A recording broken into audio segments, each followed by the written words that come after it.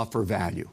The biggest mistake people make in asking for a raise is they start with I. Get the I out and talk about we.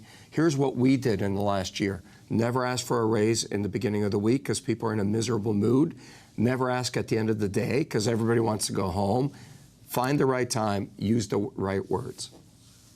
Good advice. Jane McAvoy writes, the path to success is spotted with failure. What do you consider your biggest failure? The path to success is not spotted with failure. The path to success is constant failure spotted with some success. You got to let your winnings ride, and you got to absorb your failures quickly. Got to get up off the floor, right? You got to get up off the floor. I never think of anything as a failure. I think everything you do gets you to this point. I think the minute you think of failure, it's over. I've never thought I was a failure. Even in the worst, crappiest days, I never thought of myself as a failure in anything.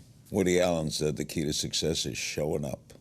Oh, I believe that. How many people are willing to do that? You know, Howard Schultz, when he started Starbucks, had to go to 342 banks to get funding. Think about that. I have an idea. I'm going to sell coffee for $3. Give me some money.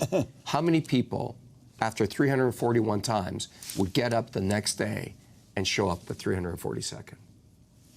Like Victor Borgia once said, my uncle invented a soft drink, called it 1-Up. Then he tried 2-Up, 3-Up, 4-Up, 5-Up, 6-Up, and gave up. Little did he know how close he came. And then, I just got that. At Von Sick, what was your first big splurge once you made your first million? I bought a house for my mom and dad. I paid off their house. I went to the bank, and I paid off the mortgage on their house. In Canada? In Canada.